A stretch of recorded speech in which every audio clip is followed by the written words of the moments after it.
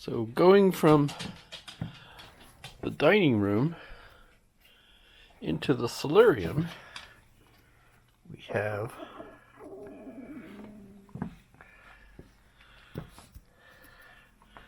these wooden steps here. 1, 2, 3. As you can see, and we haven't used it for a long time, but this is one of those chairs that runs up and down. So we would bring Grandpa up to the top. He'd transfer from the wheelchair to the seat, and then come down to here, and I'd carry the wheelchair down and he'd hop in here. And then, if he wanted to go outside, the solarium level, which was put at this level so that the unit would mesh with the ceiling, with the roof up above. Where's my hand in there? So, see how they cut away, they trimmed part of the roof to be able to put the solarium right up to the house. But on the outside, Denali, that's enough. We made it so that you could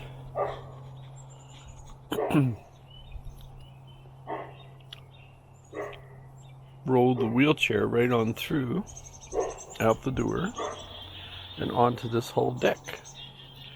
As you can see, the deck is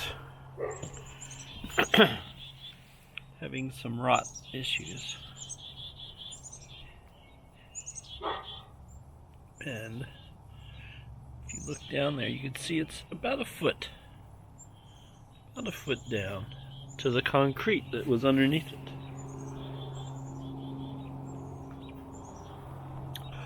So, possibility is that we could remove the deck now that we don't need it to be even. Or should we just keep replacing it? But part of the reason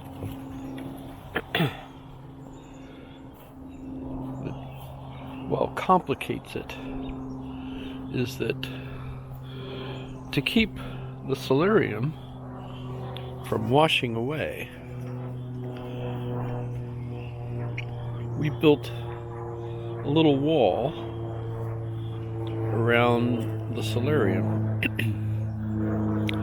with a bed in it. And so all of these rose bushes, which they're not stirring yet. Not even little buds. Well, maybe there's a little bud here and there. But it's too early yet. Oh wait, this one. Look at this one. This one is really pushing here. How about that? How come this one is so pushed out, and the rest of these are still thinking? Some are more adventurous than others, I guess. But so there's a brick wall around the solarium with a bed, and that is to keep water and runoff and melt from eating underneath the solarium, which is basically a deck. That is a deck on sonotubes. So this wall goes around the whole solarium.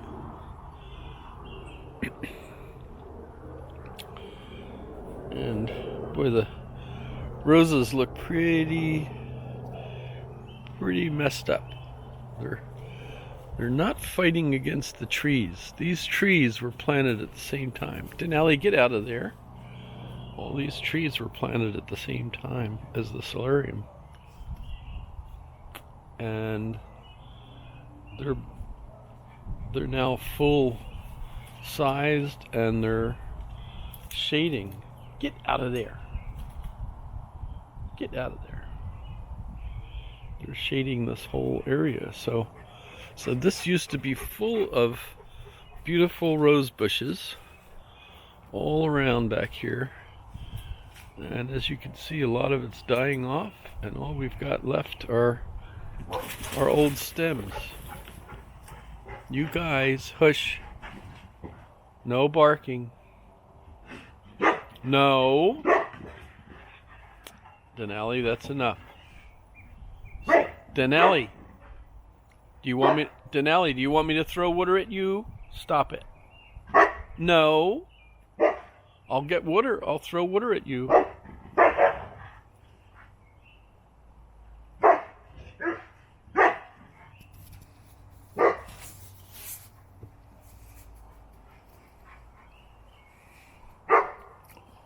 However, back to the wall. So, we want to keep this wall there, protect the solarium.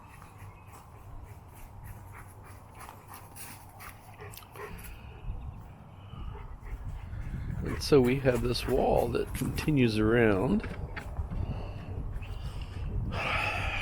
and blocks the deck as well.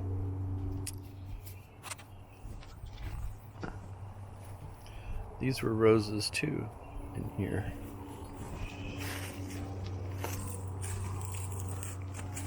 So this whole thing here blocks this deck. So the deck isn't standing alone. It's got a bed all around it.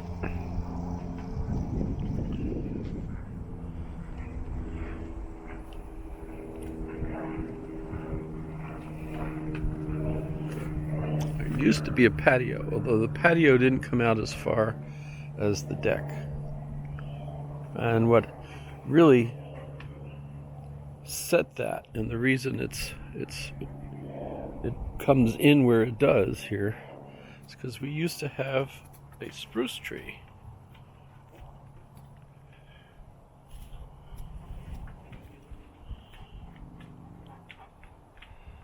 This spruce tree, which was the prettiest tree in our yard, died a few years ago from the spruce bark beetle and was cut down. And as a result, you can see all the stuff that's growing in its place. All these things right around here, there was nothing here.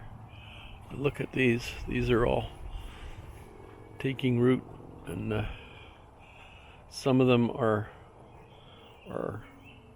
babies from the other trees, including our Japanese chokecherry. That's was planted when we first moved here, and there's a full-grown cherry tree, and we have babies all over the place from it.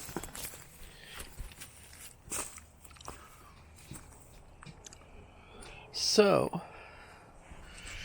you can see how the deck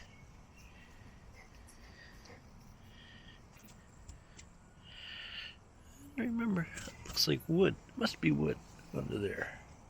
Oh, you know what it is? It's the cover. Because the bed has like a plastic tarp inside it. So that's part of what's underneath there. The plastic tarp. So that's the interesting dilemma. How to keep up with all the rotting boards. I guess we could just have a whole bunch of them removed at once. I replaced some last year. We had some replaced the year before that.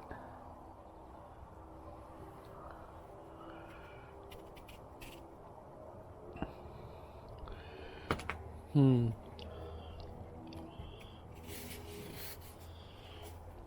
a shame it's rotting.